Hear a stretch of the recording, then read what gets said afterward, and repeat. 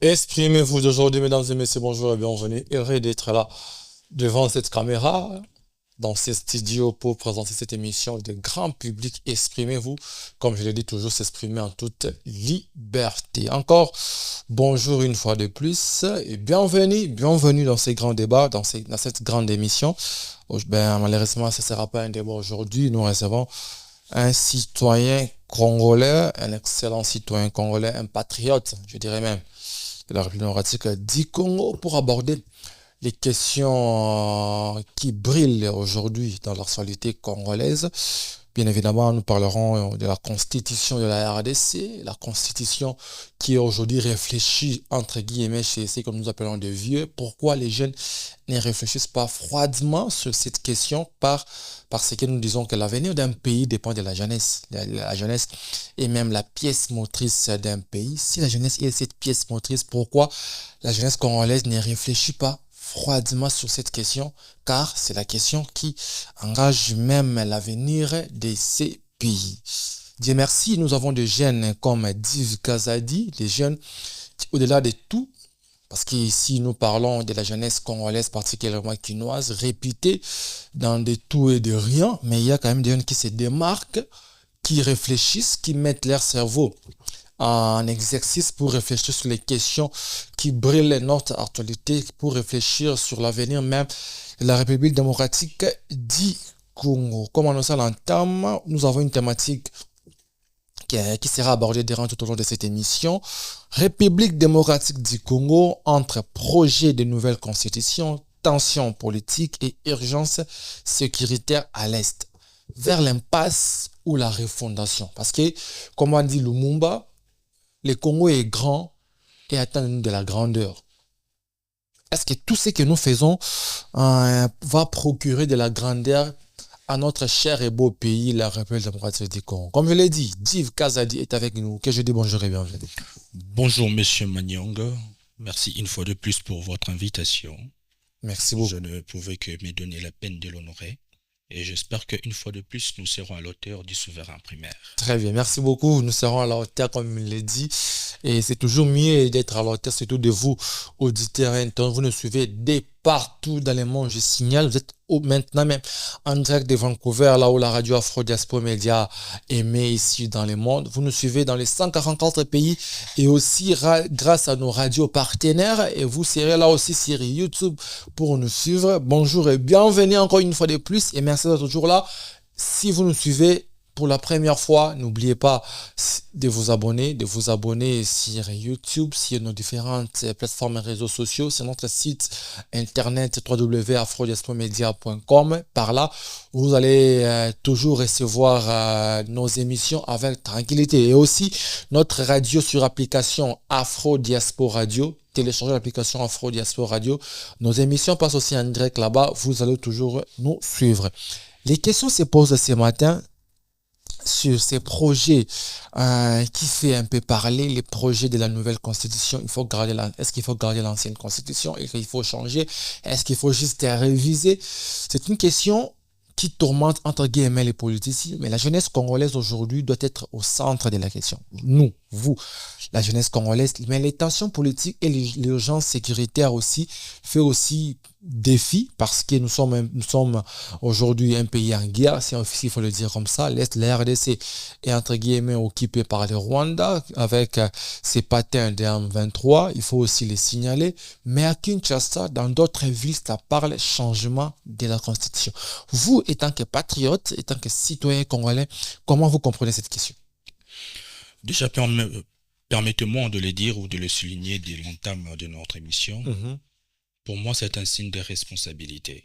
C'est-à-dire au-delà de réalités qui nous gangrènent, au-delà de ce qui semble être négatif Très bien. aux alentours de la République démocratique du Congo, on est assez responsable pour réfléchir du demain, du lendemain, du surlendemain. Très bien. Donc pour moi, le projet de réforme constitutionnelle, comme je l'ai dit l'autre fois ici, reste et restera salutaire. Si seulement c'est pour l'intérêt du souverain primaire. Très bien. Je crains que nous puissions prendre cela uniquement comme étant l'intérêt d'un individu. Mais il faudrait que nous puissions mettre en place des tests qui vont pour l'intérêt du souverain primaire. Donc je ne suis pas contre la réflexion, je ne suis pas contre la pensée qui gouverne aujourd'hui, je dirais, notre nation vers un changement des tests, mais il suffit tout simplement que nous puissions réfléchir sur les tests à mettre en place. Parce que nous savons tous que nos tests sont défaillants. Dès lors que nous savons que nos tests sont défaillants et que nous parlons de l'avenir du Congo, il serait censé de réfléchir et de mettre en place des tests qu'il faut. Refuser de réfléchir, c'est quelque part ne pas permettre au Congo de connaître son décollage. Parce que ce n'est qu'à travers la réflexion qu'on arrive à trouver des réponses probantes. Oui, il y a, moi j'appelle des obstacles. C'est que vous voyez comme étant de l'impasse plutôt. Moi je vois tout simplement comme étant une réalité remplie d'obstacles. Oui, il y a des obstacles. C'est à nous de réfléchir et voir comment contourner ces obstacles. Parce que refuser aujourd'hui de réfléchir sur la question des réformes constitutionnelles, juste parce qu'il y a des obstacles, c'est qu'on ne va jamais réfléchir pour les Congos. Parce qu'il n'y a pas une année, 2 ans, 3 ans, 4 ans, 5 ans, ou dans 10 ans, on dira réellement que le Congo ne sera sans souci. Nous devons affronter nos problèmes, tête haute, réfléchir pour les Congos, réfléchir pour notre future génération. C'est ce qu'on fait maintenant. Et moi, je suis fier de cela. Je suis fier de réfléchir pour la génération future. Parce que les tests que nous voulons aujourd'hui mettre en place, ce ne sont pas nos tests. C'est d'abord avant tout les tests de nos enfants, de nos futurs petits-fils.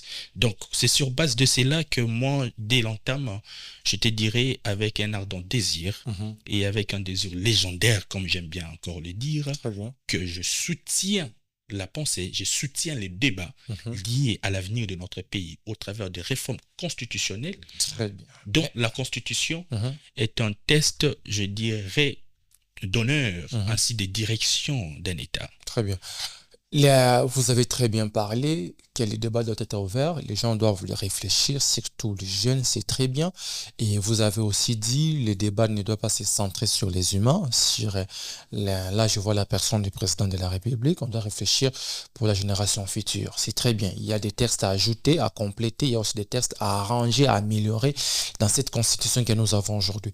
Est-ce qu'il faut ou il va falloir tout changer? Parce que quand vous parliez des tests améliorés, on peut passer par la révision, sans pour autant évoquer entre guillemets les changements de la Constitution. En révisant, on peut aborder 2, 3, 4 articles, 4 dispositions qui va nous permettre un peu de ressouffler encore, ou de souffler une fois de plus, pour permettre d'arranger les choses. Est-ce qu'il faut tout abolir, reprendre à zéro, ou il faut réfléchir à la manière de retirer ce qu'il faut retirer comme article, d'accentuer ce qu'il faut accentuer dans une disposition ou une autre pour un redécollage de la RDC? Ce n'est pas de l'abolition, c'est de l'adaptation. C'est que vous voyez comme étant l'abolition, moi je dirais tout simplement l'adaptation à nos réalités actuelles. Il est impossible que nous puissions certainement changer, je dirais, chaque article de notre Constitution. C'est pas ce que moi je dirais, que chaque article de notre Constitution possède des failles. Non. Mais la réalité est là. Notre Constitution est remplie des articles qui ne favorisent pas le changement ou le développement d'une certaine manière. Et si aujourd'hui je soutiens des réformes constitutionnelles, nous amenons presque à un changement de la Constitution, tout simplement parce que il y a l'article 2. L'article 2 dont moi j'ai toujours dit, je crois l'avoir dit encore dans ces mêmes plateaux, dont il y a 20 provinces sur 26 qui n'ont pas d'assiette fiscale. Parce que le découpage de la République démocratique du Congo a été fait à la machette. C'est un découpage qui a été fait sans étude de viabilité, M. Manyong. Mais que voulez-vous? Nous devons réfléchir sur ce que nous sommes appelés à faire. C'est notre pays. Nous devons prendre en compte cela et voir comment rétablir cette fois-ci ou mettre en place mettre en place une révision partielle qui nous permettra à bien marcher avec notre pays ou amener notre pays dans le développement. Une révision n'ira pas, il faut juste tout changer.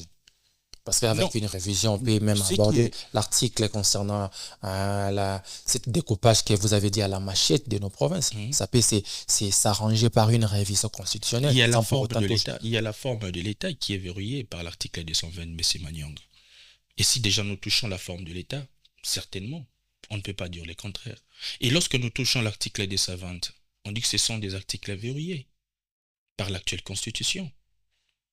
D'où voici pourquoi moi je soutiens le changement de la Constitution. On ne peut plus parler encore, dès lors on touche la forme de l'État, on ne peut plus encore parler de la Constitution de 2006. Nous sommes appelés à parler d'une autre Constitution, même si on garde d'autres tests de l'actuelle Constitution.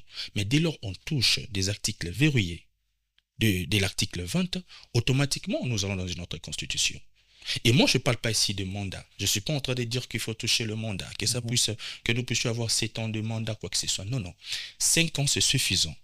Mais la réalité en est que lorsque les tests n'accompagnent pas le développement, 5 ans devient peu. Ça, c'est une réalité. C'est-à-dire quoi? Pardon? C'est-à-dire, comment vous pouvez l'expliquer? Non. Comment les tests ne peuvent pas accompagner les développements parce que l'humain, l'homme est là au centre pour porter ces tests à accompagner le développement. Merci. J'aurais voulu que vous puissiez faire appel à un opposant, Monsieur Délice Sanga, Oui. qui nous a démontré, qui peut encore le faire mieux que moi. Plus de 34 articles qui n'aident pas les Congos à pouvoir certainement décoller comme il se doit, qui bloquent les institutions d'une certaine manière. Mais moi d'ailleurs, je ne me martèle pas dans ce que lui il a dit, parce que je fais mes propres constats d'une certaine manière. Très bien. Lorsque je parle déjà de découpage fait à la machette, sans étude de viabilité, 20 provinces sur 26 n'ont pas d'assiette fiscale. Sur base de quoi? Comment entendez-vous un développement lorsque vos provinces sont incapables de pouvoir se tenir d'une certaine manière? Lorsque vos provinces ne vivent que sous la perfusion de Kinshasa. Sans la perfusion de Kinshasa, certaines provinces sont incapables de subsister d'une certaine manière. Monsieur Manyongo. Ce n'est pas aussi au gouvernement, à l'État de disponibiliser les moyens pour que chaque province puisse vivre d'elle-même. Exactement. L'État peut bien faire cela. Mais réfléchissons. À un moment donné, nous étions en train de parler de la caisse de péréquation. Très bien. D'accord? Mais le plus grand problème, le plus grand souci est celui-ci. Où allons-nous trouver l'argent pour assurer cette caisse de péréquation? Nous parlons de la rétrocession. Mais même la rétrocession, on a du mal. Parce que tant que ça reste dans le vouloir de dirigeants, dans le vouloir de ceux qui dirigent le pays, ce n'est pas constitutionnel d'une certaine manière, ou ce n'est pas verrouillé, on ne peut pas attendre que nos provinces puissent certainement se tenir avec la réalité liée au détournement des deniers publics. Les tests sont aussi passifs. Au-dessus de tout ça, on peut avoir des moyens. Mais tant que nous n'avons pas de tests qui combattent l'homme d'une certaine manière, c'est utopique d'espérer le développement. Voilà. Vous pensez que les tests ne sanctionnent pas vraiment? Exactement. Nos tests sont passifs. Nos tests constitutionnels sont passifs d'une certaine manière. Ce n'est pas un test de combat. C'est un test qui protège les élites. Mais ce n'est pas un test qui combat pour l'intérêt de la nation. C'est sur base de cela, moi j'estime qu'à ce jour, réfléchir sur la question de la Constitution n'est pas une abomination. Mais c'est une preuve de responsabilité. C'est une preuve qu'on est en train de grandir. Et il suffit maintenant à nous d'apporter des idées concrètes, d'apporter des idées qui vont certainement apporter des solutions d'une certaine manière. Donc, moi je dirais tout simplement, donnons-nous la peine et faisons l'essentiel pour que nous puissions avoir un test qui combat pour l'intérêt de la nation. L'opposition aujourd'hui se pose des questions. Entre elles, est-ce que la Constitution aujourd'hui bloque le développement? Parce que nous pouvons bel et bien réfléchir sur les textes, réfléchir sur la question constitutionnelle, mais s'il faut descendre sur terrain ou rentrer sur terrain, c'est que la population vit est différent.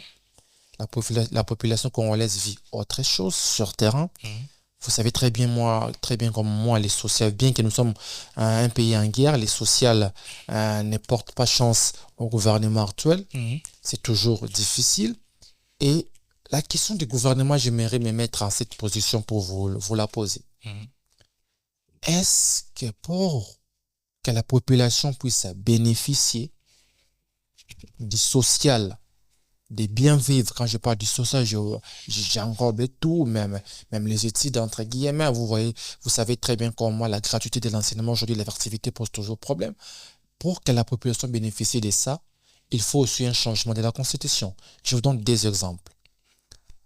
En République du Congo, Congo-Brazzaville, je vois aussi République du Rwanda, bien que le Rwanda peut être un exemple, mais Paul Kagame, non. Ils ont un système présidentiel indéfini. Vous pouvez postuler, repostuler sans pour autant mettre des barrières. Et aujourd'hui, ce que l'opposition, entre guillemets, défend, c'est ça aussi. Mais la population vit, entre guillemets, bien, en entendre parler. Vous ne pensez pas que si les pouvoirs actuels règlent d'abord la question du ventre de la population, les changements de la Constitution n'aura pas un problème ou un blocage?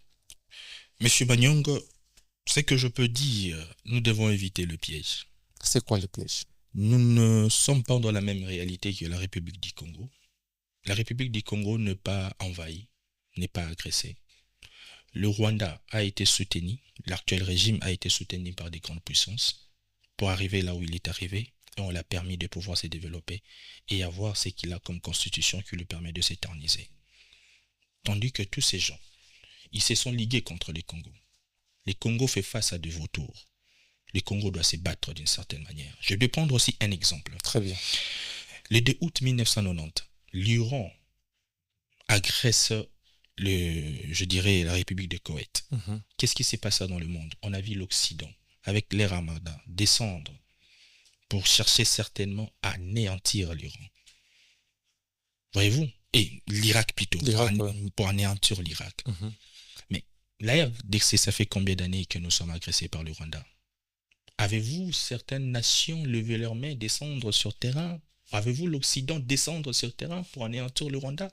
Ce n'est pas parce que nous vendons les narratifs les Congolais se combattent entre eux. Non, même pas. C'est vrai que nous, Congolais, nous avons été presque dans tous les complots liés à notre pays.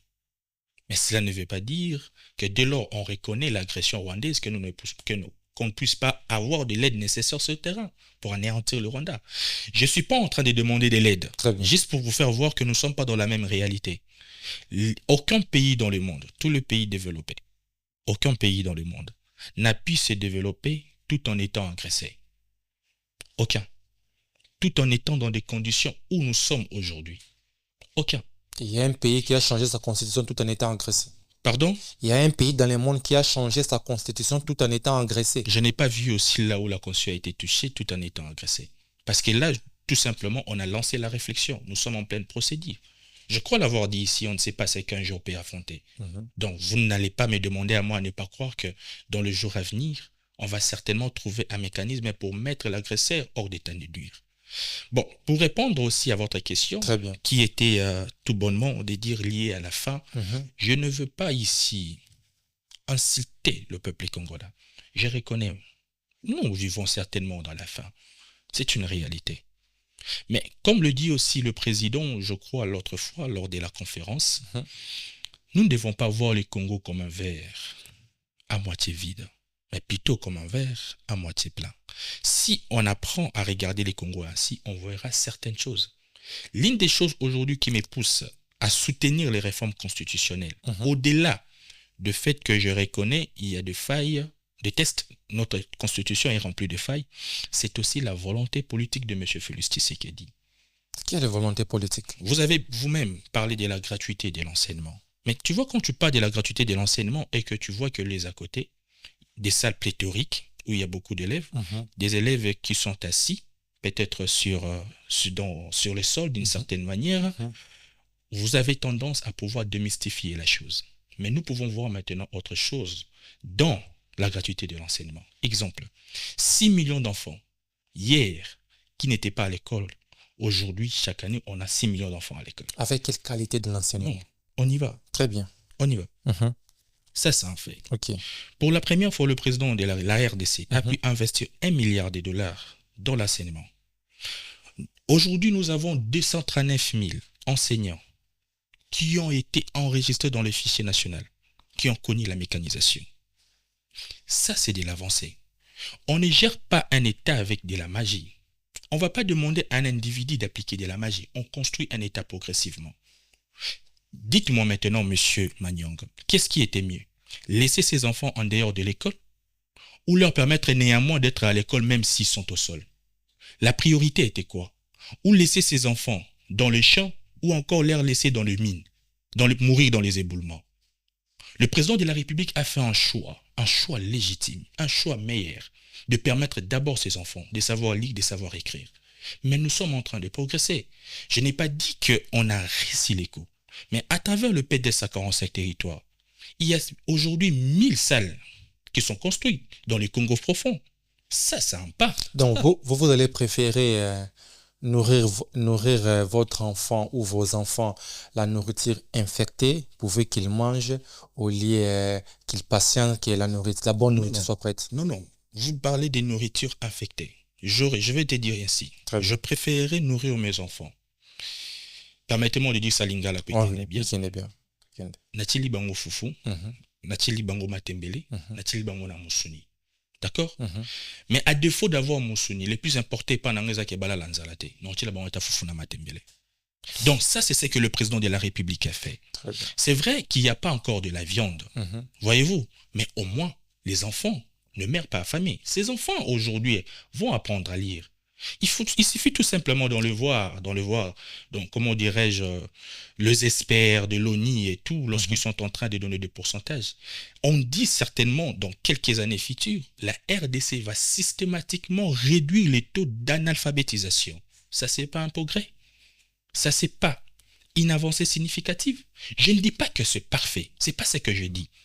Mais je dis c'est de la volonté politique. Parce que hier, ces enfants dont nous sommes en train de citer, très bien, des enfants de comment dirais-je, des Kawele, des enfants qui s'est trouvé à Walikale. Parce que si tu regardes Kinshasa, peut-être tu ne comprendras pas l'importance de la gratuité de l'enseignement. Il faut regarder l'enfant de Walikale, qui hier, qui ne connaissait pas c'est quoi une école. Aujourd'hui, grâce à la gratuité de l'enseignement, il étudie. Donc, si on se met à regarder toujours tout ce qui est fait comme étant un verre à moitié vide, on ne verra rien. Mais ça reste encore beaucoup à faire d'une certaine manière. Et pour ça encore, il y a de la volonté politique. Et pourquoi ne pas continuer avec cette volonté politique au lieu de voir encore changer la Constitution? Parce qu'il y a beaucoup à faire. Continuez à travailler petit à petit, vous allez partir, et l'autre va aussi continuer au lieu de voir directement changer les textes. Je l'ai toujours dit. Maintenant, vous-même ici, vous êtes en train de pouvoir signifier une chose importante, qui est de dire que c'est pas intéressant ce qui a été fait. Mais pourquoi c'est pas intéressant? Parce que le test aussi ne favorise pas le développement, Monsieur Magnang. Le test ne favorise pas la création des écoles, le test ne favorise pas la qualité de l'enseignement. C'est pas ce que je dis. Mais vous n'allez pas me dire de quel développement vous parlez que les tests ne favorisent pas? Le développement du Congo. Lorsqu'on parle du développement du Congo, on voit tous les secteurs à la fois. Très bien. Voyez-vous? Aujourd'hui, le président de la République a fait de l'homme, veut certainement investir dans l'homme. Pour preuve, on voit des universités être améliorées. Ça, c'est un fait. Ça, c'est factuel, monsieur Magnang. Je t'ai dit, moi, je ne comprends pas. Pourquoi on a cet esprit? Pourquoi on est tellement rempli dans le problème qu'on est incapable de voir même une toute petite partie de la lumière?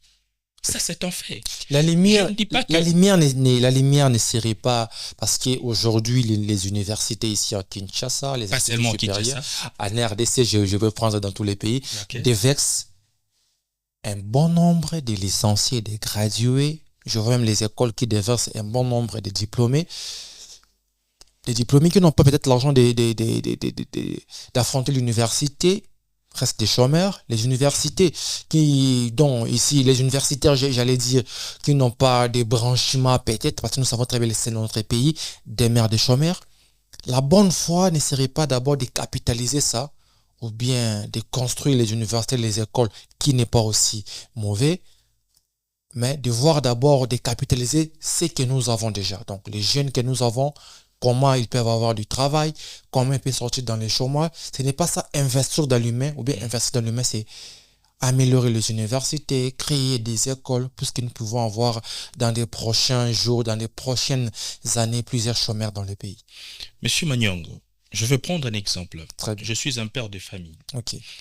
Vous n'allez pas me demander à ne pas arranger de fissures qui se trouvent dans le mur de ma maison, juste parce que je dois sortir et chercher à manger pour mes enfants. Je suis appelé à faire les deux à la fois.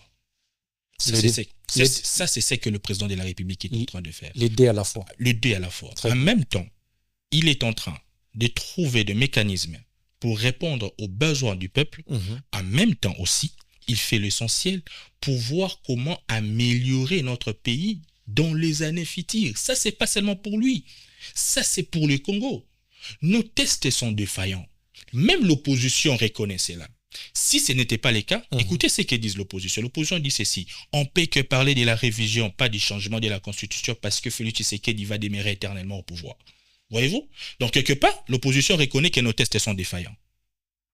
Mais leur crainte, c'est Félix Tshisekedi. C'est-à-dire, leur problème, c'est Félix Tshisekedi, et non la Constitution. Déjà, sur cette logique, on ne peut pas dire que le président a tort de réfléchir ainsi, ou de nous pousser à réfléchir ainsi. Et vous parlez de la volonté politique. Je viens de vous faire voir avec la gratuité de l'enseignement, qui certainement qui n'est pas parfait, qui pose beaucoup de problèmes. La gratuité n'est pas parfaite, M. Manyang. N'est pas parfaite, mais c'est une bonne chose. Parce que c'est constitutionnel. M. Félix Tshisekedi ne l'a pas inventé.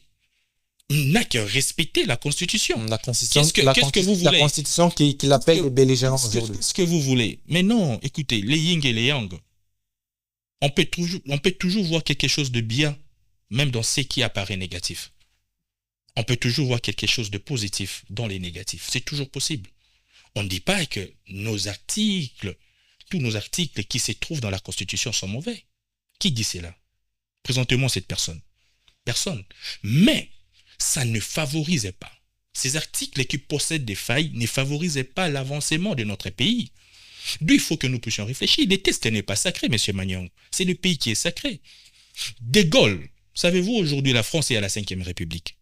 La France a touché 5 fois sa constitution pour trouver les chemins du développement d'une certaine manière. Les États-Unis d'Amérique, on cesse de nous dire ici que les États-Unis, depuis 1887, qu'il a sa constitution, voilà, c'est tout simplement une seule constitution. Mais c'est différent. La constitution américaine est différente de beaucoup de pays.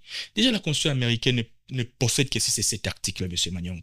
Mais savez-vous qu'avec cet article, les États-Unis d'Amérique a eu à mettre en place 27 amendements dans sa constitution? Non, disons des choses aussi clairement.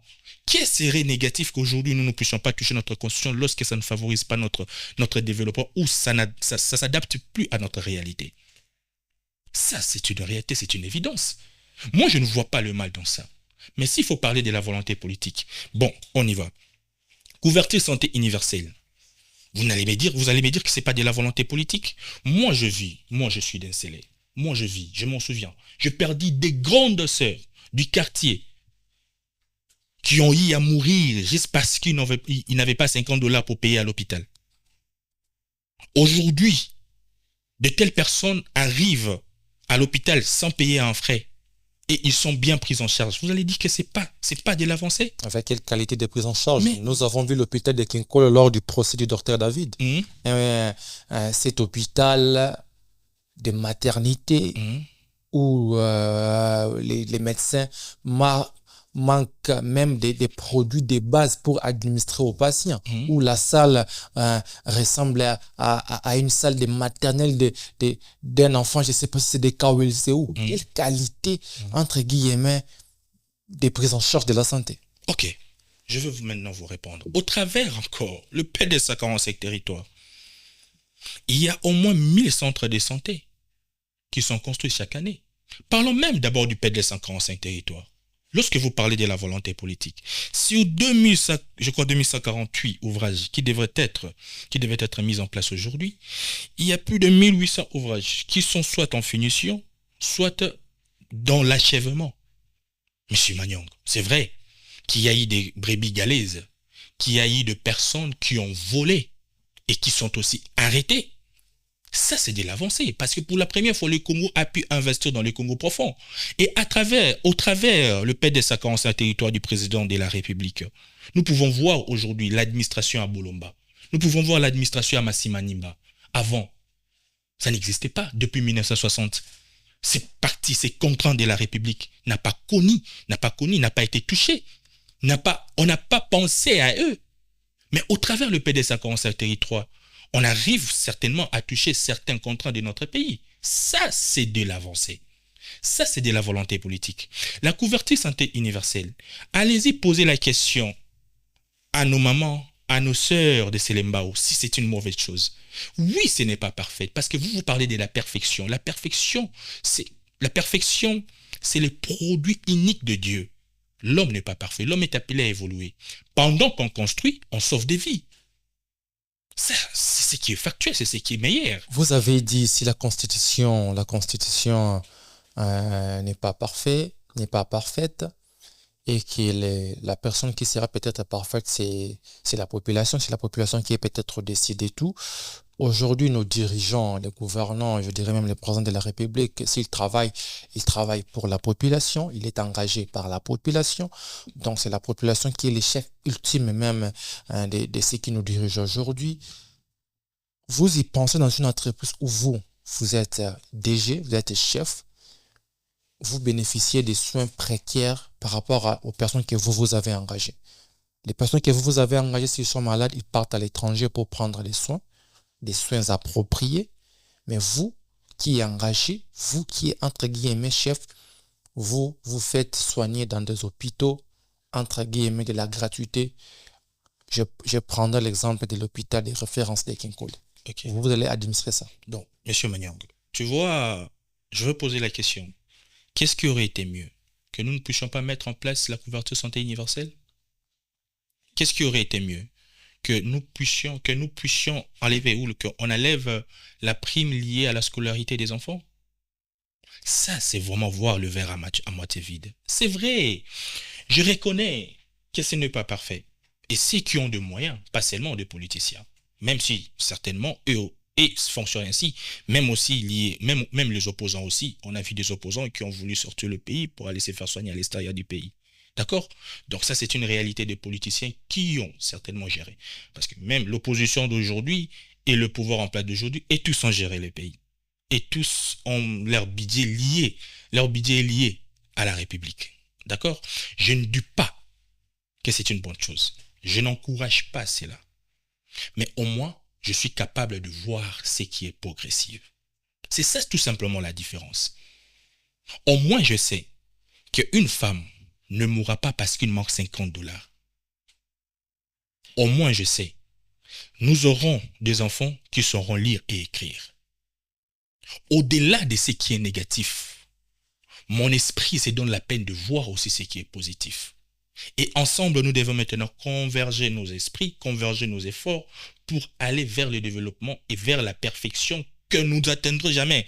Mais nous pouvons au moins se battre pour aller vers cette perfection. Ça, c'est une question de temps. Ça ne se fait pas d'un coup. Ce n'est pas de la magie, M. Manyang. Nous pouvons que comprendre cela. D'où, si nous parlons de la volonté politique, pour vous, la volonté politique devait s'éprouver en quoi? Que le Congo allait automatiquement se développer, devenir comme les États-Unis d'Amérique? Comme dit ce dicton, si vous ne pouvez pas faire des grandes choses, faites les petites avec grandeur. si nous voyons les autres pays, chers Div, quand la Chine, je ne dis pas nous avons la même économie que la Chine, que nous devons faire les choses comme la Chine, mais nous prenons ces pays comme exemple.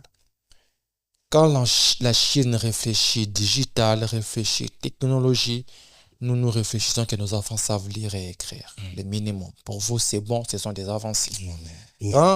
Pour vous, c'est ce que vous avez dit. Quand les pays comme, je dirais, ici, comme Cap Vert aujourd'hui, réfléchissent pour améliorer les systèmes éducatifs, les réformes sur le système éducatif, sur l'intelligence artificielle, sur les digital aujourd'hui, les numériques, les NTIC en général, nous réfléchissons de la gratuité de l'enseignement. Moi, naïba kotanga, nakokoma. Cette génération que nous créons aujourd'hui, des banabaï bakaka kotanga nakokoma, vous pensez que cette génération va diriger le pays demain où vous avez les enfants des dirigeants qui étudient à l'étranger, les enfants des ministres, des gouverneurs, des présidents qui étudient à l'étranger, qui vont revenir encore nous gouverner, qui vont nous offrir dans un plateau d'argent sale, permettez-moi les termes, des kotanga nakokoma. Quel avenir pour nos enfants, nous, citoyens pauvres des banlieues qui n'avaient pas d'argent pour scolariser nos enfants dans des écoles, dans les meilleures écoles, nous n'avons que peut-être la gratuité de l'enseignement que nous louons aujourd'hui avec vous. Est-ce que ces enfants auront la chance de diriger ces pays demain? Est-ce qu'ils auront la chance, avec ce qu'ils ont comme éducation, de gérer les grandes entreprises demain? Monsieur Maniong, je crois que c'était à l'an 2025. Je me suis donné une peine. Je proposais une loi que je dénommais la loi Chamazaba. Je suis allé même aller chercher certains députés pour m'accompagner, parce que tu sais, moi, je ne suis pas député national. Non. Ouais. Malheureusement, je n'ai pas trouvé un député apte à porter cette loi. J'ai été dans le média. Je fais de l'essentiel. C'est que je pouvais à la mesure du possible. Mais bon, la préoccupation a toujours été à l'inutilité dans la société congolaise, malheureusement, jusque-là. C'était quoi la loi? La loi était celle-ci. Faire en sorte que les enfants des dirigeants congolais, mandataires publics, leurs enfants, de ne pas étudier en dehors du pays, si ce n'est qu'au Congo. C'est pas de la méchanceté. J'englobe tout simplement l'esprit de la loi. C'était ça la loi. Les députés, les ministres, les mandataires publics, ceux qui ont des responsabilités, leurs enfants doivent étudier au Congo. Et lorsqu'ils étudient au Congo, qu'ils ne puissent pas étudier dans des écoles francophones ou anglophones. Uniquement, cela permettra à nos dirigeants à converger leurs efforts pour développer notre secteur éducatif. Très bien. Aucun pays dans le monde n'a pu se développer sans l'éducation. Aucun.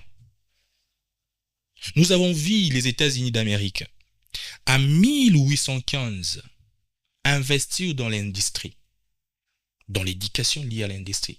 Nous avons vu la Chine investir dans l'homme. Il y a une éducation collective à la Chine. Il suffit de voir tous les pays qui se sont développés. L'éducation a toujours été au premier plan. Très bien. Ce qui n'était pas le cas avant l'avènement de Félix Tshisekedi. Parce que, au travers de la gratuité de l'enseignement, on n'atteint pas le pas du développement. Mais au moins, nous avons une petite portion d'un pas. Ça, c'est d'abord ce que nous devons reconnaître. C'est un pas. Maintenant, c'est à nous de voir ce que nous pouvons faire à la mesure du possible pour concrétiser cet investissement dans l'homme, dans l'industrie, d'une certaine manière, dans le développement, comme tu es en train de dire. Parce que l'éducation doit être primordiale. D'où je félicite le président. Pour une fois, le Congo a pu investir 1 milliard de dollars dans l'enseignement pour régler la question des enseignants. Mais écoutez, la différence, la réalité est que nous sommes encore dans cette bassesse. C'est dans ce niveau que le président haït le Congo. Et disons-nous, ça fait que 7 ans. Nous parlons que de 7 ans. Nous parlons d'une personne qui n'a pas encore atteint son deuxième mandat. Ça, c'est quelque chose, je dirais, qui est encouragé d'une certaine manière. Mais ça reste encore beaucoup à faire. Le chemin est long. Ce n'est pas dit qu'on va s'arrêter là.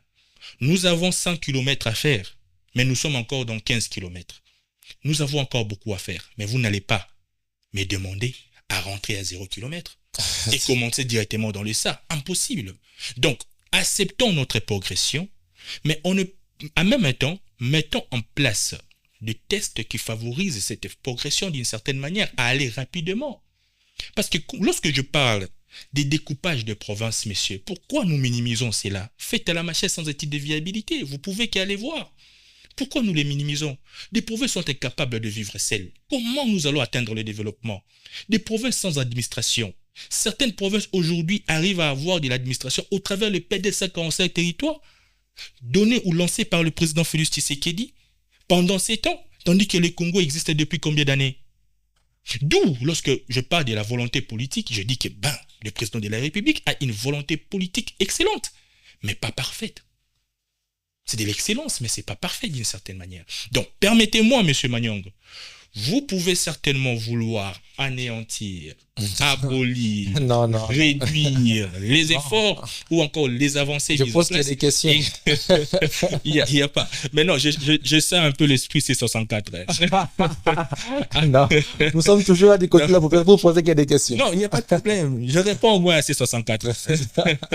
Vous répondez à un journaliste, alors.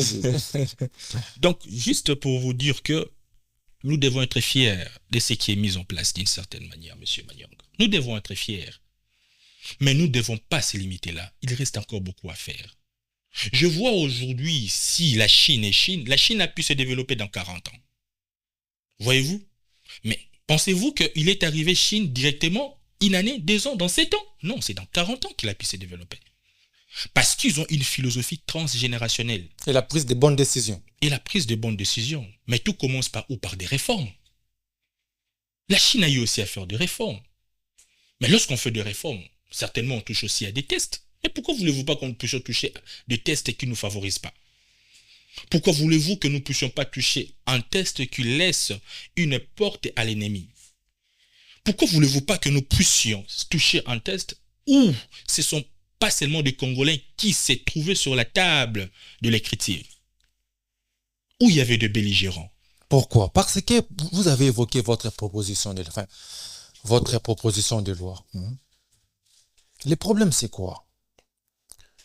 Quand ça va à l'avantage des dirigeants, c'est facile à toucher. Vous, étant que citoyen, comme moi, je vous félicite. Il n'y a pas vraiment 3 ou 4 jeunes comme vous. Je vous félicite en tout cas. Merci. Les jeunes qui débattent froidement, discutent froidement, j'allais dire, de la question de la République. J'ai eu à recevoir pas mal de jeunes ici dans ce studio, mais vous démarquez. Merci beaucoup. Vous avez réfléchi au-delà, en proposant même des lois, je dirais la loi, pour réglementer les pays. Vous avez très bien vu que les autorités ou les gouvernants n'ont pas prêté attention. Les gouvernants, entre guillemets, ne prêtent pas attention à des petites choses comme la qualité de l'éducation parce que leurs enfants étudient peut-être à l'étranger ou dans des écoles VIP, ils ne connaissent peut-être pas la réalité de la chose. Ils ont peut-être la bonne foi, mais ne maîtrisent pas la réalité de la chose. Donc, il faut que leurs enfants fréquentent les mêmes écoles avec les citoyens congolais, je dis même les écoles publiques. C'est par là qu'ils comprendront les niveaux d'éducation. Quel député vous accompagne? Personne. Quelle politique vous accompagne? Personne. Mais s'il faut changer la constitution pour les intérêts entre guillemets des politiques, ils sont là prêts. Parce qu'ils savent quoi?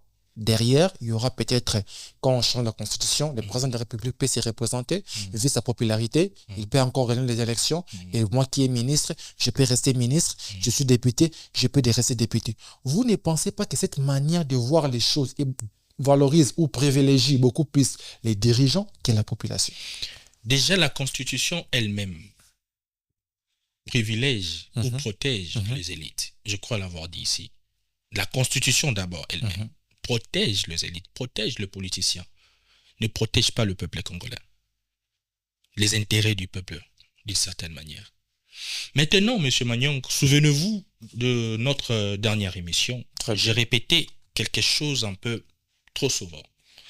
Le Congo a un problème d'homme, il a aussi un problème de tests.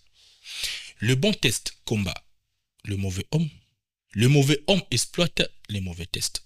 Les hommes congolais, les politiciens congolais ne sont pas bons. Je peux encore vous rencontrer une anecdote. Je m'en souviens, j'étais encore jeune, j'étais très jeune qu'aujourd'hui parce que je suis encore jeune. J'étais en G2 à l'Inikid. Mais je me suis rendu compte que dans mon quartier, qu'il n'y avait pas un terrain de football. Je vis un camarade aujourd'hui qui se trouve à Makala parce qu'il est devenu délinquant après un temps. Bon, il se trouve aujourd'hui à Makala. Je vis ces jeunes qui étaient remplis de talent. C'est dérouté complètement. Qui jouaient bien au football. C'est dérouté complètement. Personnellement, j'ai commencé à réfléchir. Mais qu'est-ce qui arrive dans ces milliers? Il y a presque tout le monde ou tous les jeunes qui sont en train de se dérouter ou aller en dehors, tu vois, de la perfection réelle de la vie. Je me suis rendu compte que oui, je peux bien dire que non, la volonté aussi certainement de faire le mal parce que nous tous, nous avons grandi dans les mêmes conditions. Mais je vis aussi Comment il allait faire si dans ces milliers, il n'y avait même pas un terrain de football? C'est compliqué. D'ailleurs, avant de juger cet homme, regardons aussi des causes. Lorsque j'étais en GD, à l'époque où j'étais en GD, j'étais à l'époque de Joseph Kabila. Ce n'est pas à l'époque de Félix Tshisekedi. J'ai eu à réfléchir, à mettre en place de poteaux, à trouver un terrain, à négocier avec des autorités du quartier, certains, tu vois un peu, à mettre de poteaux et créer un terrain de football. Les images restent. Si vous allez dans mon compte Facebook, vous verrez ces images. J'ai eu à créer cela. Quelques temps après, il y a un député qui arrive. Le député se rend compte que bon, c'est un jeune qui l'a fait. Ah, il fallait gagner la Salango. Il envoie ses hommes la nuit. Ces hommes arrivent, boum, ils enlèvent tout. Ils ont fait de leur mieux que ces terrains ne puissent pas exister. Ça, c'est un problème d'homme. Le Congo a un problème d'homme. Nous devons les reconnaître. Mais comment allons-nous combattre ces hommes si on a des mauvais tests? Et ce sont ces hommes qui créent ces mauvais tests? Non, ce n'est pas ces hommes qui créent ces mauvais tests. Nous allons laisser à ces hommes la possibilité de créer ces mauvais tests si on ne veut pas réfléchir. Je vous dis ici, M. Magnong, je vous regarde.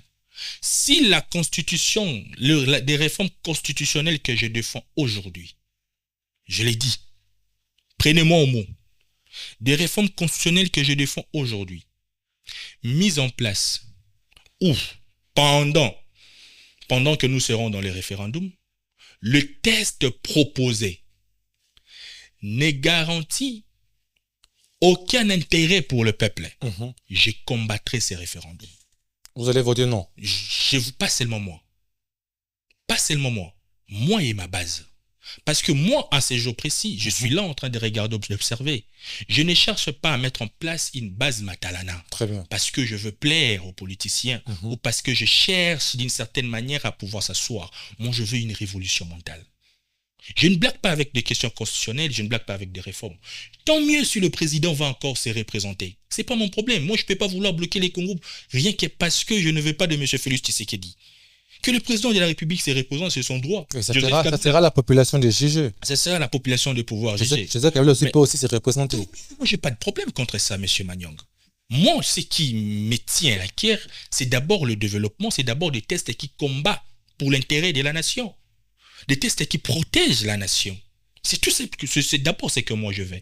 Et à ces jours, je ne suis pas en train de mettre en place une base pour me soutenir aux élections. Je suis candidat en 2023, mais aujourd'hui, je mets en place une base qui apportera une révolution mentale. Et rassurez-vous, en ces temps-là, le peuple qu'on parle, ce n'est pas le peuple qu'on exploite ici. On donne de 20 francs, 10 francs pour aller nagri à Palais de la Nation, chercher la démission de Félix Tshisekedi. Non, ce n'est pas ces peuples-là que je parle. Peuple responsable et consciencieux. Nous serons prêts à défendre les Congos. Mais on ne va pas le faire avec précipitation. On est en train de pouvoir préparer la base comme il se doit. Moi, je ne soutiens pas juste parce que je veux soutenir. Juste parce que je cherche qu'on puisse me prêter attention. Depuis que je passe ici, qu'est-ce que j'attends? J'attends rien de spécial. Tout ce que je veux, c'est les développements. Je souhaite les changements. Mais qu'est-ce qui nous rassure que c'est politique? Parce que vous parlez très bien qu'il faut des bons textes. Et s'il faut changer la constitution, il y a des constitutionnalistes. Ils sont des hommes. Des fois manipulés par les politiques. Ok. Et la nouvelle constitution que nous aurons, entre guillemets, aura des textes. Des textes étudiés, mis en place par ces, entre guillemets, constitutionnalistes, manipulés par ces politiques. Vous ne pensez pas que nous aurons encore les mêmes textes ou les textes taillés sur mesure par des politiques actuelles? Parce que la constitution que nous avons, vous avez dit que ce sont des textes qui favorisent l'élite et non la population.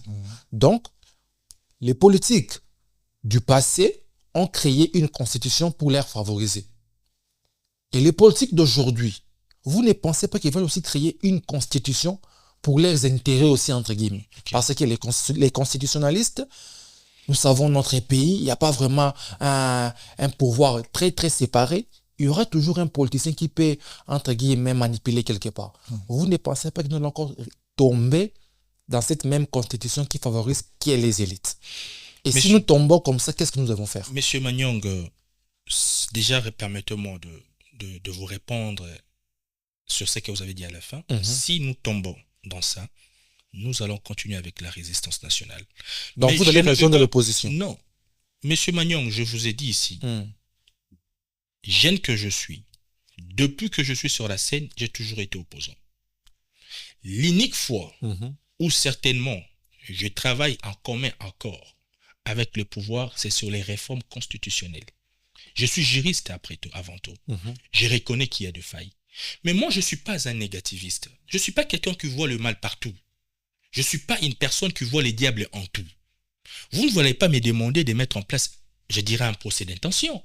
Dire que le président Félix Tshisekedi mettra en place une constitution qui va qu'à son intérêt, quoi que ce soit, ben moi je trouve ça comme étant un procès d'intention. Bon, la constitution actuelle ne reflète pas nos réalités. Que devons-nous faire de cette constitution? La laisser ainsi? Ou devons-nous réfléchir? Nous sommes en ce moment précis en train de parler. Ici, je parlais de constitutionnaliser la répression. Je parlais de ça ici, avec des détournements des deniers publics. Je parle de la réfusion partielle. Je parle de verrouiller la rétrocession. Je parle que nous puissions changer les termes liés à l'article 217. Lorsque je parle ainsi, M. Magnon, je parlais pour la jeunesse que la constitution de la 4e République doit favoriser aussi la jeunesse. Lorsque je parle de ça, ce sont des propositions. C'est dont je souhaite d'une certaine manière. C'est dont je veux. Mais je ne peux pas automatiquement dire que non, ça ne va pas se trouver dans la Constitution. C'est être un négativiste. Je combats maintenant pourquoi? Parce que je sais que la chose est mauvaise. Bon, qu'est-ce qu'on veut? On veut le statu quo?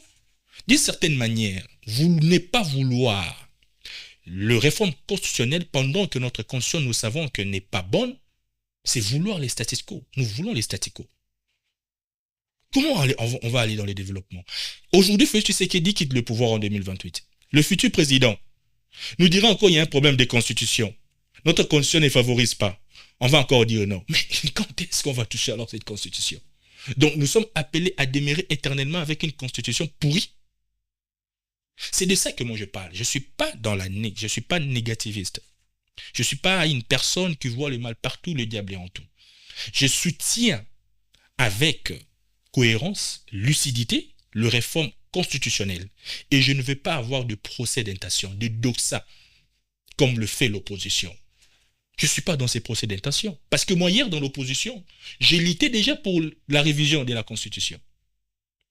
Aujourd'hui, lorsque je ne partage pas l'avis de l'opposition, je l'ai dit, je ne partage pas l'avis de l'opposition. Je continue encore dans cette même perspective. Qu'est-ce qu'il y a de mal dans ça?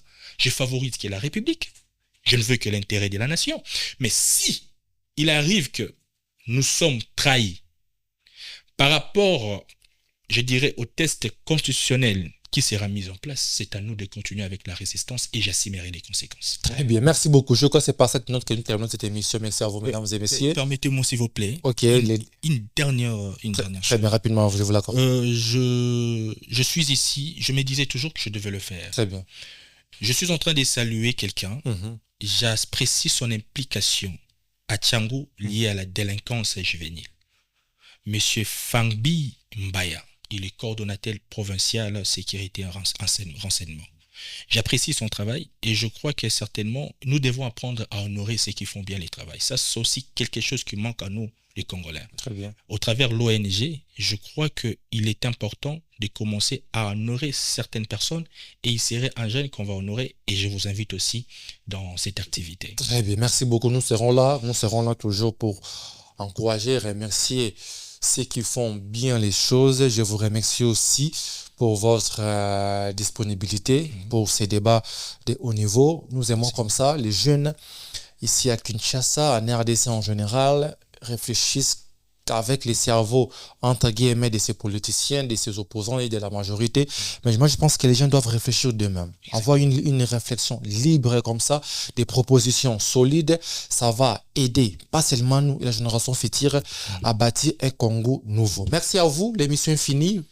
Prenons rendez-vous pour la séance prochaine. Abonnez-vous à la chaîne YouTube Afro Diaspora Media. Suivez cette émission en intégralité. Toi qui veux ou non les changements de la Constitution. Déjà, je vous signale, nous aurons une conférence très très bientôt, une conférence débat de jeunes. Il y aura quelques jeunes de l'opposition de la majorité pour débattre froidement comme nous l'avons fait dans cette émission sur la question du changement de la Constitution. Les programmes vous serez communiqués, je crois.